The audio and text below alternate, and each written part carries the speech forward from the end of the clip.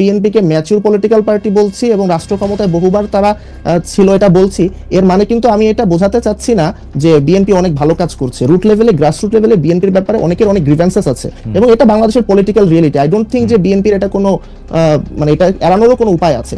But আপনার রাষ্ট্র ক্ষমতা যাওয়ার ক্ষেত্রে বা এই যে 5ই আগস্টের পর থেকে যে পলিটিক্স, এটা বিএনপির মতন এত ম্যাচিউরলি আর কেউ হ্যান্ডেল করতে পারে নাই। বিএনপি খুবই ওপেন মাইন্ডেড থেকেছে, যে কারোর সাথে সময়ে সময়ে সে পার্টনার চেঞ্জ করার দিকেও উইলিংনেস দেখিয়েছে, রেটরিকে সে ফ্লেক্সিবিলিটি রেখেছে। কিন্তু জামাতের ক্ষেত্রে যে আপনার মানে ইউনিক যে বিষয়টা, এবং এটা ইন এ নেগেটিভ সেন্স আমি বলবো, সেটা হচ্ছে জামাত এক্সট্রিমলি রিজিড। এবং আমি মনে করি যে ডক্ট্রিনাল একটা ব্যাপার, কারণ যদি ডক্ট্রিনাল ব্যাপার হতো তাহলে ধরে 1940s জামাতের যে ডক্ট্রিন, সেই ডক্ট্রিন দিয়ে তো 2025 সালে জামাতের কার্যক্রম ব্যাখ্যা করা সম্ভব না।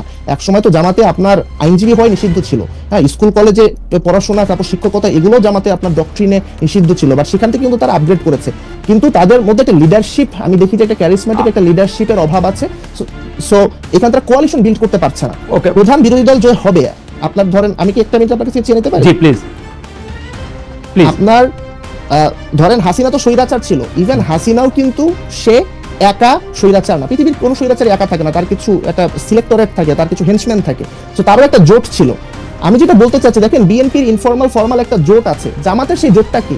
এবং ধরেন জামাতের পক্ষে কথা শুধু জামাত বলে। আগে তো ধরেন শাহ আব্দুল হান্নানের মতন সিভিল সোসাইটির একজন দুইজন ছিলেন, এখন সেই শাহ আব্দুল হান্নানটাও জামাতের নেই। সো জামাতের যে প্রবলেমটা, সে কোনো কোয়ালিশন করতে পারছে না, সে কোনো কোয়ালিশন পার্টনার খুঁজে পাচ্ছে না, এই জন্য সে নিজেকে সবখান থেকে এলিয়েনেটেড ফিল করছে। এটা যতটা না ফিল, আমি বলবো তার থেকে সেটা হচ্ছে তার নিজস্ব এটা করেছে। ওকে, আমি একটু প্রশ্নটা করে রাখি। আপনি জামাতকে বলছেন জামাতের মধ্যে আপনি অনেক রিজিডিটি দেখেন, কিন্তু আমি জামাতের মধ্যে সবচেয়ে ফ্লেক্সিবিলিটি দেখি। কারণ জামাতের নেতাদের সঙ্গে যখন কথা বলি, তারা পাবলিক মিটিংয়েও এটা বলেন, এবং আমাদের সাথে সাক্ষাৎকার দেওয়ার সময়, ইন্টারভিউ দেওয়ার সময় তারা বলেনি যে জামায়াতে ইসলামী বিভিন্ন সময় বিভিন্ন রাজনৈতিক দলের সাথে বিভিন্ন ধরনের জোট করেছে, একসঙ্গে পথে হেঁটেছে, এবং রাজনৈতিক দলগুলো জামাত যখন সঙ্গে থাকে তখন তাকে জঙ্গি বলে, যখন সঙ্গে না থাকে, যখন সঙ্গে থাকে তখন সঙ্গী বলে, সঙ্গে না থাকলে তখন জঙ্গি বলে। এটা তারা গর্ব নিয়ে বলে। তার মানে তারা বিভিন্ন সময় বিভিন্ন জায়গায় তো গিয়েছে, আজকে আওয়ামী লীগের সঙ্গে, কালকে বিএনপির সঙ্গে, পরশু এনসিপির সঙ্গে, পরশু হেফাজতের সঙ্গে, চতুর্থ দিন চরমনার সঙ্গে, যাদের সাথে কোনো রাজনৈতিক আদর্শে তাদের কোনো মিল নাই, তারপরে তারা যাইতে চায়। সেজন্য আমি তাদের মধ্যে ফ্লেক্সিবিলিটি দেখি। আপনি নিশ্চয়ই বলবেন, আমরা একটু ব্যারিস্টার ফারহানার কাছ থেকে, জি আপনি কি কিছু বলতে চাচ্ছেন? নিশ্চয়ই বলেন। আমি কি এক লাইন এবং একটা প্রশ্নের মাধ্যমে উত্তর দিব? জি বল। আল্লাহর দুনিয়া সবার কাছে মারা খাওয়া কি পলিটিক্যাল ম্যাচুরিটি? আমি আপনার কথা বুঝতে পারি না। আপনি কি একটু সত্যিকারের বাংলা ভাষায় একটু কথা বলতে পারেন? আমি জানি না, মানে যে মানে আপনি মানে একটু চেষ্টা করবেন কিনা যে এটা যাতে আরো, এটা একটা ফ্যামিলি প্রোগ্রাম, এবং এই প্রোগ্রামের মধ্যে মানে আমার কাছে এগুলি কুলনেস লাগে না আর কি। আমি মারা খাওয়া বলেছি, আমার মনে হয় না যেটা, আমি জানি না, আমি এটা মানে জানি না, আমি এটা মানে জানি না। আপনি যেটা মানে, যেটা বোঝা যায়, আপনি যদি সবার কাছে বিটেন আপ হন, মানে আপনি যদি সবার কাছে মার খান, তো মারা খাওয়া, তো হ্যাঁ, এটা মানে মারা খাওয়া, এটা কেন? ওকে, আমি জানি না। ঠিক আছে, আমার মনে হয় আপনাকে আসলে আপনার দর্শকরা বা ওরা নিশ্চয়ই আপনাকে বুঝতে পারছেন আপনি কি বলছেন, আমি বুঝি আর না বুঝি। আপনার কাছে আসবো আবার। আমি ব্যারিস্টার ফারহানা, আমি দর্শকদের কাছে জানতে চাইছিলাম আপনার কাছে প্রশ্ন করার আগে, যে জাতীয় সঙ্গীত, জাতীয় পতাকা, 71-এর স্বাধীনতার পক্ষে কথা বলে জীবন চলে যায় বলেছেন বিএনপি নেতা রুহুল কবির রিজভী। আমরা দর্শকদের কাছে জানতে চেয়েছিলাম ছাত্রদল নেতা, মানে ঢাকা বিশ্ববিদ্যালয়ের ছাত্রদল নেতা সাম্য হত্যা নিয়ে এই মন্তব্য সঠিক বলে মনে করেন কিনা? শতকরা 37% মনে করছেন সঠিক, শতকরা 63% মনে করছেন সঠিক নয়। কিন্তু ব্যারিস্টার ফারহানা, আমার একদম একটা স্পষ্ট প্রশ্ন, আসলে বাংলাদেশে এই যে জাতীয় সঙ্গীত, জাতীয় পতাকা, 71-এর স্বাধীনতার পক্ষে কথা বলা, বা কারা তার সঙ্গী হবে, কারা জঙ্গি হবে, এই জিনিসগুলি কিন্তু 78 সালের পর থেকে, বিএনপির প্রতিষ্ঠার পর থেকে বিএনপি আসলে লিড করেছে, জাতিকে বিএনপি পথ দেখিয়েছে, বিএনপি ইনক্লুশন করেছে। বিএনপি আজকে যাদেরকে মুনাফেক বলে তাদের গাড়িতে জাতীয় পতাকা দিয়েছে। বিএনপি পলিটিক্যালি তাদের দীর্ঘদিনের পরীক্ষিত রাজনৈতিক নেতাদের বঞ্চিত করে জামাত নেতাদের হাতে ধানের শীষ তুলে দিয়েছে, জোট করে যা করার না তাও করেছে। এখন হঠাৎ করে জামাত এত খারাপ হয়ে গেল, আমি জনাব ইশাকের সাথে একদম একমত। যদি আজকে সিনারিওতে আওয়ামী লীগ থাকতো, ওর যদি জামাতকে লাগতো, তখন কিন্তু জামাত এত খারাপ হইতো না। বিএনপির এই রাজনীতিটাকে আপনি অনেক স্বার্থবাদী, মানে আপনি আপনাদের এই রাজনীতিটাকে অনেক স্বার্থবাদিতার রাজনীতি আপনি মনে করেন কিনা? দেখুন, বিএনপি ভোটের রাজনীতি করে, আওয়ামী লীগও ভোটের রাজনীতি করে। বাংলাদেশে এই ভোটের রাজনীতিতে, বাংলাদেশে নয় মানে সারা বিশ্বব্যাপী ভোটের রাজনীতিতে জোট একটা খুবই কমন একটা ফেনোমেনা, এবং সেই জোট গঠন আওয়ামী লীগও যেমন এক সময়ে জামাতের সঙ্গে যুগপৎ আন্দোলন করেছে, বিএনপিও সেভাবে জামাতের সঙ্গে 2001 সালে গিয়ে জোট করেছে। কিন্তু গত 15 বছর আমরা যেভাবে মুক্তিযুদ্ধের ইতিহাস বিকৃতি, সকল কৃতিত্ব একজনের হাতে দিয়ে দেওয়া, মুক্তিযোদ্ধার তালিকার মধ্যে হাজারে হাজারে ভুয়া মুক্তিযোদ্ধা ঢোকানো, কিংবা ধরুন একেবারে legal frame, digital security act করে দিয়ে মুক্তিযুদ্ধের ব্যাপারে কি বলার করা হয়েছে। বিএনপি কিন্তু 3বার রাষ্ট্র পরিচালনার দায়িত্বে ছিল অতীতে, কিন্তু কখনো কিন্তু আমরা তেমনটি ঘটতে দেখি না। হ্যাঁ, আমি অস্বীকার করবার কোনো উপায় নাই, বিএনপি জামাতের সঙ্গে জোটের রাজনীতি করেছে, বিএনপি নিজামী গাড়িতে পতাকা তুলে দিয়েছে, মন্ত্রিত্ব দিয়েছে, এগুলো অস্বীকার করবার কিছু নেই, এগুলো ইতিহাস, এগুলো আমরা সকলেই জানি। তবে বাংলাদেশের রাজাকারের গাড়িতে প্রথম পতাকা আওয়ামী লীগ কিন্তু যখন তারা ক্ষমতায় এসেছিল 96 সালে, তখন কিন্তু তারা তুলে দিয়েছিল নুরু রাজাকারের গাড়িতে, আমরা যদি নামটা যদি ভুল না করে থাকি, তো তারা তুলে দিয়েছিল। সো একটা বিষয় বলেন। না, আমি কিছু বলতে চাইছি না, আমি শুধু মনে করাই দিতে চাচ্ছি যে মানে আমি এটা আওয়ামী লীগের আমলে বিএনপি নেতৃবৃন্দকে খুব বলতাম, সরি আওয়ামী লীগের নেতৃবৃন্দকে খুব বলতাম, কিছু হলে বিএনপি জামাতের দোষ দিত, তো তা আমি ওদেরকে মনে করাই দিতাম যে ভাই আপনি তো দল করেন আওয়ামী লীগ, বিএনপি জামাত কি করলো সেটার অনুসরণ কেন করেন? না না, আমি জাস্ট এটুকু বলতে চাইছি যে দুটো দলই কিন্তু ভোটের রাজনীতিতে জোট করেছে, বিভিন্ন সময় বিভিন্ন দলের সঙ্গে জোট করেছে। আমি আজকে একটা খবরের দিকে আপনার একটু দৃষ্টি আকর্ষণ করি। বাংলা আত্মরের ইতিহাস পরিবর্তনের উদ্যোগ ইউনূস সরকারের, isn't it a very alarming news? এবং সেই নিউজটার ভিতরে যখন আপনি ঢুকবেন, আপনি দেখবেন সেখানে বলা হচ্ছে জামাতে ইসলামী আরো দুটো দল, হ্যাঁ এই দুটো দল ইসলামপন্থী, তাদের ব্যাপারে 71-এর এই দল তিনটার নাম বাদ দিতে হবে ইতিহাস থেকে।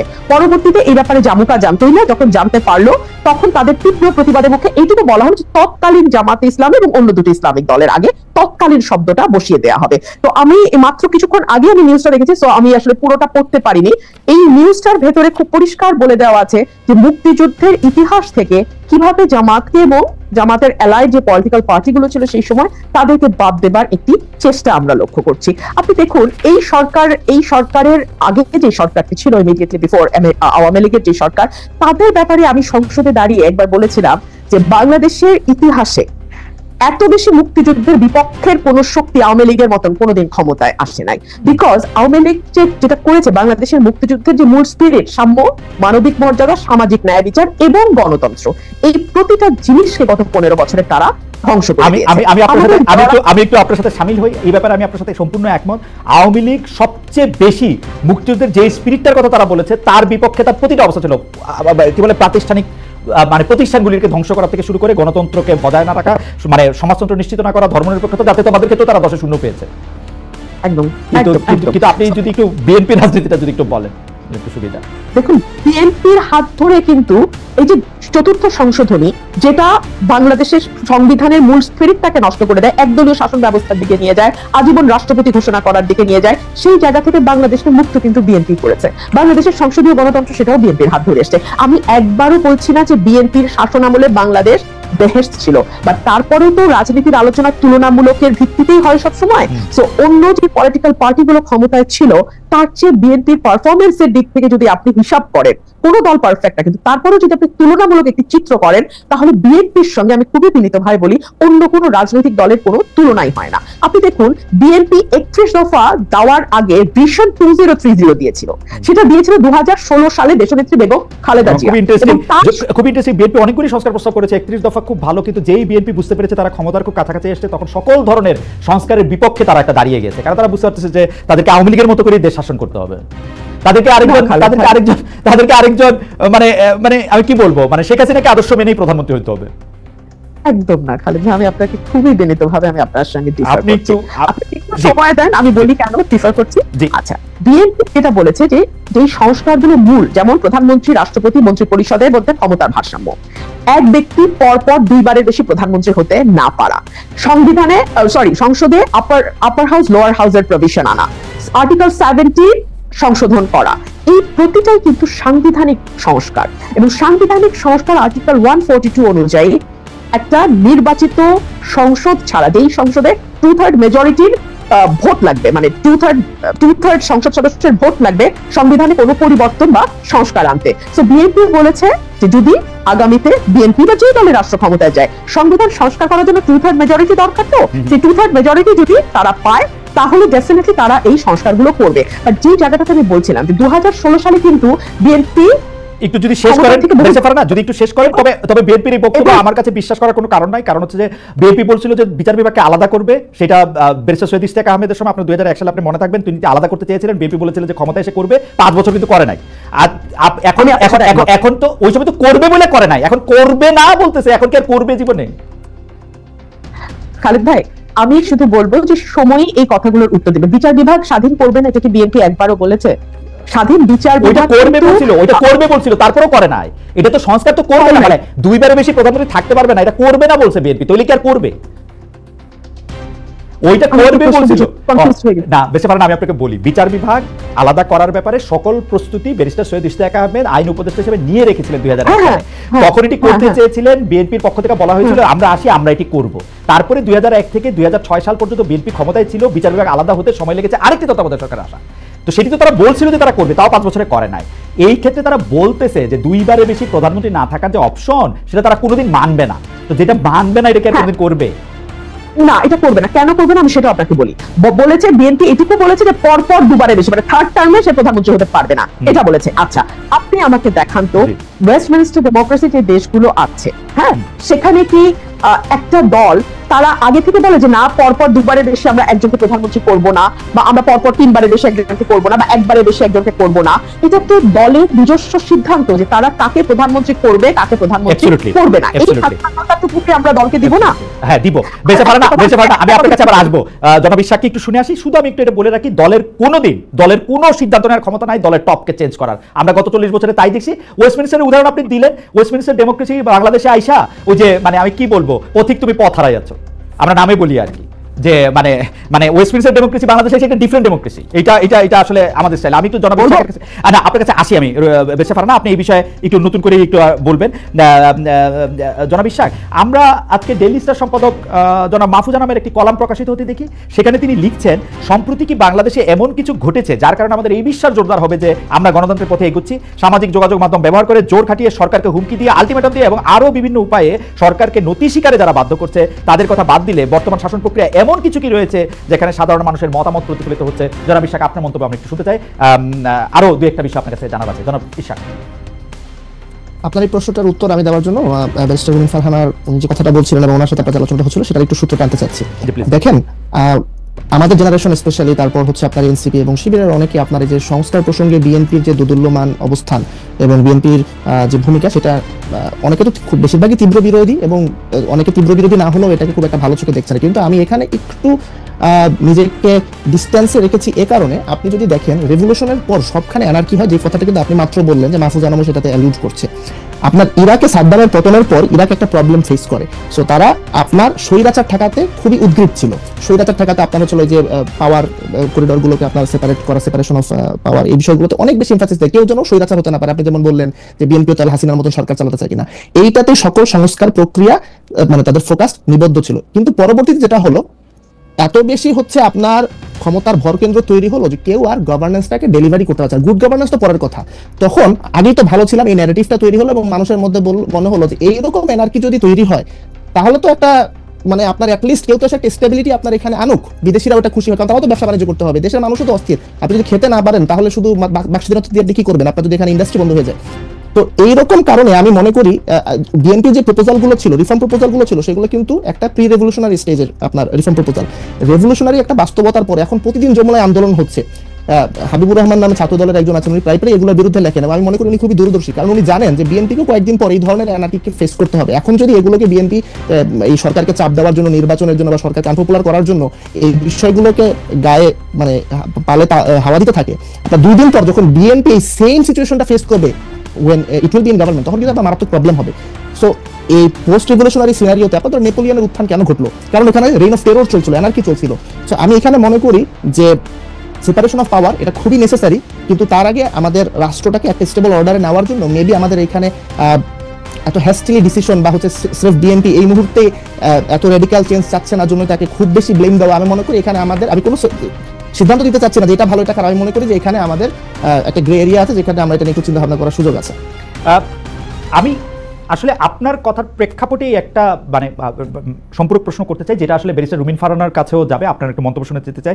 আবারও একটু ফিরে আসি যে বর্তমানের এই যে 5 আগস্টের গণ অভ্যুত্থান পরবর্তী রাজনীতিটা নিয়ে আপনি দেখবেন যে জাতীয় সঙ্গীত পছন্দ না করা, মুক্তিযুদ্ধকে ইসলাম বিরোধী যুদ্ধ বলা, এগুলি নিয়ে গত কয়েক মাসে নানাভাবে জামায়াত শিবির সহ, আপনি জানেন যে জামায়াত শিবির সহ অন্যান্য তাদের সমর্থকেরা, তাদের সহ দলরা এই কথাগুলি বলেছে, লিখেছে।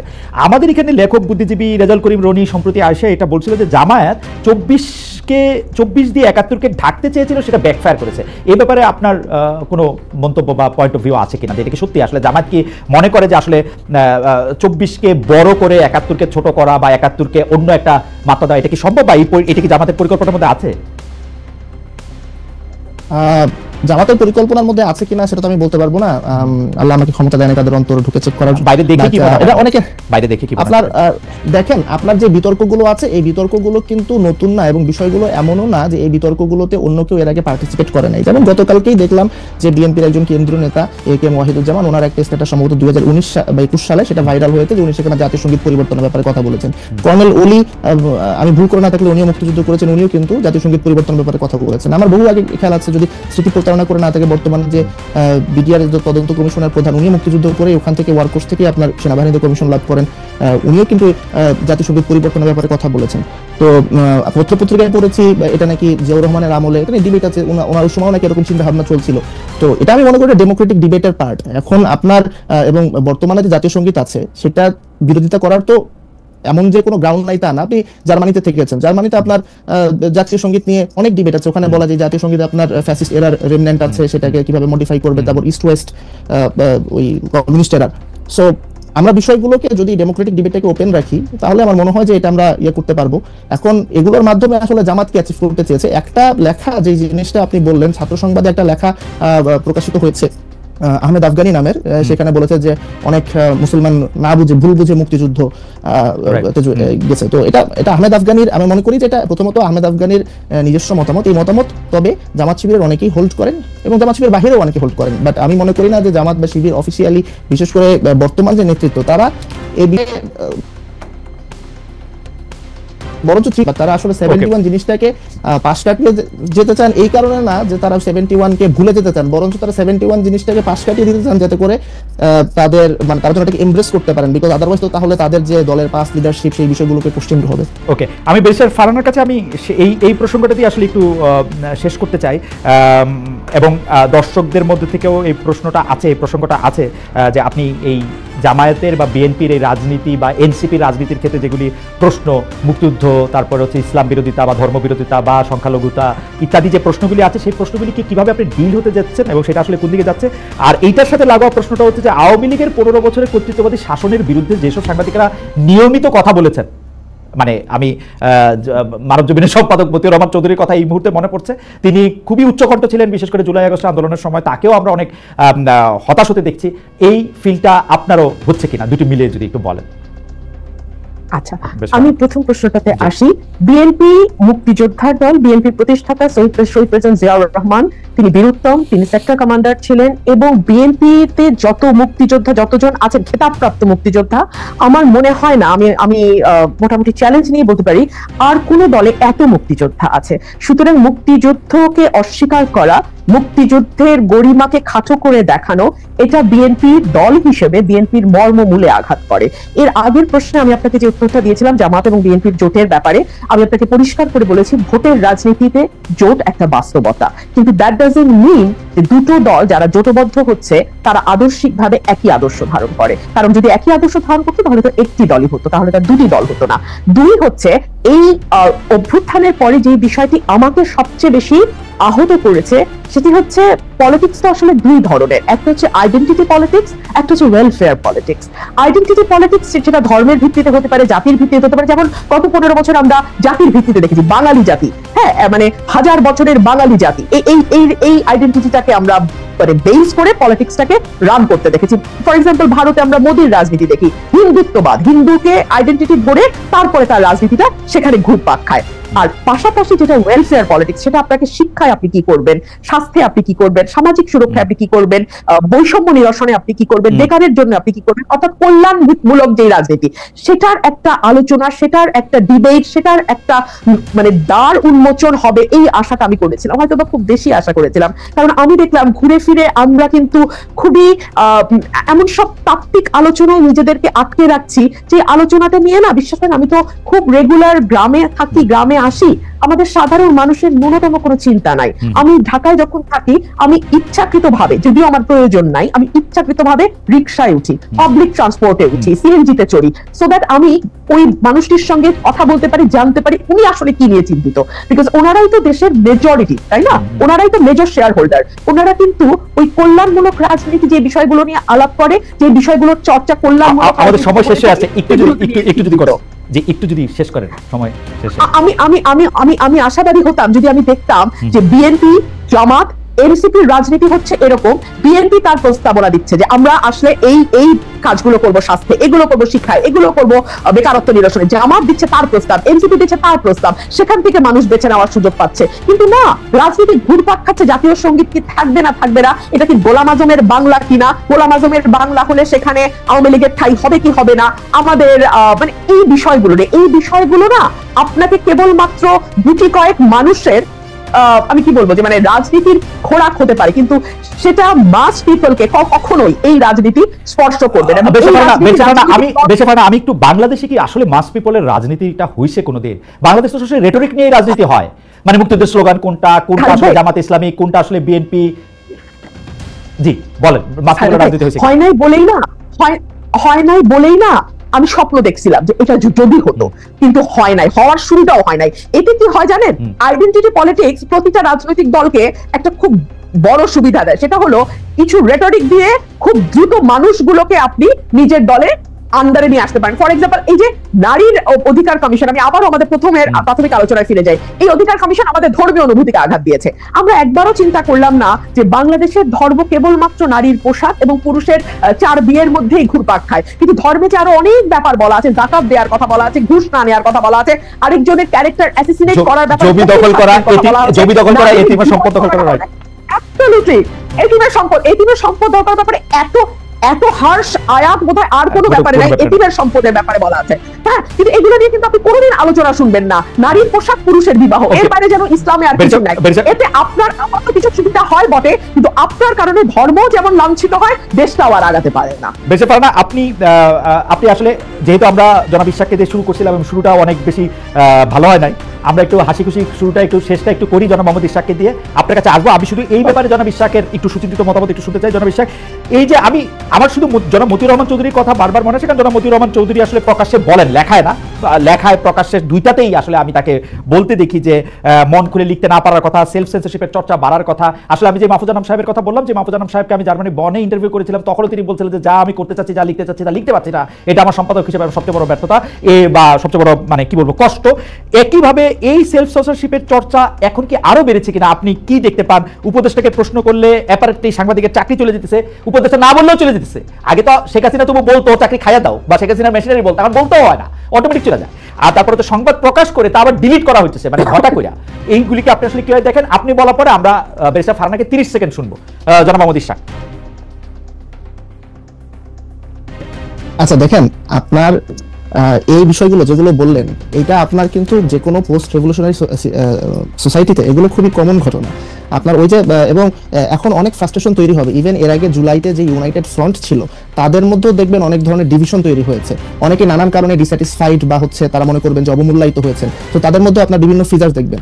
আপনার এই যে আমাদের বাংলাদেশ তৈরি হওয়ার পর প্রথম দশকের যে উত্তাল রাজনীতি, সেই রাজনীতির পক্ষ বিপক্ষ, সেটা কিন্তু এই যে 71-এ যারা মুক্তিযুদ্ধ করেছে তাদের মধ্যে নানান পক্ষ। যে আহমেদ আফগানি বললো যে অনেক মুসলমান নাকি মুক্তিযুদ্ধে যেয়ে পরে তারপর তারা তওবা করেছে, ওরাও কিন্তু ওরকম হচ্ছে ঠিক আছে জুলাইতে বুঝি নাই, তখন ভুল করে প্রোফাইল পিকচার লাল করে ফেলছিলাম, কিন্তু আগেও তো ভালো ছিলাম, এরকম একটা কিন্তু এখানে সিমিলারিটি ড্র করার স্কোপ আছে। সো নানান রকম ডিস্যাটিসফ্যাকশন সত্ত্বেও আমি বলবো বর্তমানে পরিস্থিতি আমরা অনেক ভালো আছি। এই কারণে আপনি যেমনটা বললেন যে এখন স্টেট থেকে প্রেশারটা কিন্তু আসছে না, নন স্টেট অ্যাক্টরের প্রেশার বা নন স্টেট অ্যাক্টরের চাপের সাথে আমরা যদি স্টেট অথরিটির চাপকে ছোট করে একটু মব যুক্ত করি, স্টেট প্রেশার দিল না ধরেন, কিন্তু কেউ বললে আসতাছি ওখানে একটু গরু জব করে আসমু, ওখানে একটু তোমাকে একটু দেখে আসমু, তাহলে একটু ভয় পাবে না মানুষ? এবং স্টেট ওদের বাধা দিবে না, স্টেট বাধা দিবে হচ্ছে পিক এন্ড চুজ ভিত্তিতে। স্টেটে যেটা পছন্দ, যেখানে হাসান আব্দুল্লাহ থাকবে এখানে বাধা দিবে না, হাসান আব্দুল্লাহ না থাকলে বাধা দিবে। আচ্ছা ঠিক আছে, আপনার যমুনার সামনেও যখন হাসনাত আব্দুল্লাহ গিয়েছে তারপর কিন্তু তাদেরকে সরিয়ে দেওয়া হয়েছে এবং পরে তারা শাহবাগী এবং ইন্টারকন্টিনেন্টাল ওখানে গেছে, ওটা প্রসঙ্গ না। যখন আপনার প্রথম আলোর সামনে যখন হচ্ছে গরু জবাই এবং এই ধরনের একটা বিষয় হলো, তখন কিন্তু রাষ্ট্র ভায়োলেন্টলি তাদেরকে রিমুভ করেছে। সো আমার কাছে মনে হয় না যে, এবং এটাও বুঝতে হবে রাষ্ট্রের এই মুহূর্তে সক্ষমতা কত। যেই পুলিশ কিছুদিন আগে রীতিমতো একটা ম্যাসাকার চালিয়েছে, সেই পুলিশের এখন কতটুকু মোরাল আপনার হাই গ্রাউন্ড আছে, বা তাদের কিভাবে সেই অথরিটি তারা এক্সারসাইজ করতে পারছে সোসাইটিতে, বা অ্যাকসেপ্টেবিলিটি আছে, সেটাও কিন্তু একটা প্রশ্ন। এই ডিফিকাল্ট টাইমসের মধ্যে এই ধরনের কিছু প্রবলেম হবে। ডিলেট করার ঘটনা যেটা হয়েছে, আমি মনে করি না এটা রাষ্ট্র, বাংলাদেশ রাষ্ট্র ইটসেলফ দায়ী। আমি মনে করি এখানে হয়তো একজন পার্টিকুলার পার্সন এটা করেছেন, আমি তার সাথে বাংলাদেশ রাষ্ট্রকে ইকুয়েট করতে রাজি হচ্ছি না। আমি মনে করবো যে আমি দাবি করছি, স্ট্রংলি ক্লেম করছি যে বর্তমানে যে এই প্রবলেমগুলো আমরা দেখতে পাচ্ছি না, আমি মাহফুজ আলমের কথা বলছি না, মাহফুজ আলমের স্ট্যাটাস ডিলিট করার কথা বলছি না। আমি বলতেছি যে বগুড়া একটা ঘটনা ঘটছিল, আমি দেখলাম 3-4টা টেলিভিশন এটা রিপোর্ট করছে, রিপোর্ট করার পরে তারা আবার এটাকে ডিলিট করছে, এটা বলে যে না এরকম কোনো ঘটনা ঘটে নাই। এবং 2-3টা সংবাদ মাধ্যম যেহেতু, সেই তো আমার একটু সন্দেহ হয়েছে। এবং রাষ্ট্রের ক্ষেত্রে আমি একই ধরনের রিপোর্ট 3-4টা জায়গায় দেখতে পাচ্ছি, মানে যেরকম আওয়ামী লীগ আমলে দেখতে পাইতাম একই রিপোর্ট। আচ্ছা দেখেন, আমি এক্স্যাক্টলি জানি না আপনি কিসের কথা বলছেন, কিন্তু জাতীয় সঙ্গীতে থামাই দেওয়া হইতেছে বা এরকম কিছু একটা মব গিয়া নষ্ট করছে, এরকম একটা খবর ছাপা হয়েছিল বেশ কয়েকটা টেলিভিশনে, অন্তত 2টা টেলিভিশনে আমি দেখছি, বেশ কয়েকটা গণমাধ্যমে। তারপরে তারা এটা তুলে নিছে, বলছে যে এরকম কোনো ঘটনা ঘটে না, আমরা অনবধানতা বশত এটা ছাপাইছি। আচ্ছা ঠিক আছে, আমি আপনাকে আরেকটা পাল্টা উদাহরণ দিই। ডেইলি স্টারে একটা সংবাদ ছাপা হলো যে একজন হিন্দু ধর্মাবলম্বী একজন ব্যক্তি ইনি মারা গেছেন। ডেইলি স্টার বললো এখানে হচ্ছে একটা রিলিজিয়াস একটা ক্ল্যাশের ব্যাপার ঘটেছে, এবং তারপর আপনার ভারতের যে ফরেন মিনিস্ট্রি তারাও একটা বিবৃতি দিয়ে দিল বাংলাদেশে সিস্টেমেটিক হিন্দু পারসিকিউশন চলছে। পরে এটা নিয়ে অনেক হলো, ইনভেস্টিগেশন হলো, ডেইলি স্টার নিজে পরে অ্যাডমিট করলো যেখানে ইনকনসিস্টেন্সি আছে এবং সেখানে গ্রস আপনার মানে জার্নালিস্টিক এথিক্সের ভায়োলেশন হয়েছে, তারপর তারা উইথড্র করলো। এখন আপনি কি এই ধরনের প্র্যাকটিস তো হয়েছে, এবং আমি আবারও শুরুটা যেখানে থেকে করেছিলাম যে আমাদের জার্নালিজম, আমাদের তো সোসাইটি ফ্যাসিবাদের আমলে ট্রাস্ট ভেঙে যায়। আপনার দেখা যাচ্ছে যে একটা যখন সার্ভেইলেন্স সিস্টেম তৈরি হয় তখন কি হয়, আপনার ওরওয়েলে আমরা পড়েছি যে ছেলে বাবাকে রিপোর্ট করছে, বাবা প্রতিবেশীকে রিপোর্ট করছে, সেখানে আমাদের জার্নালিস্টদের সাথে তো সোসাইটির ট্রাস্টের সম্পর্কটা আগের মতন নাই।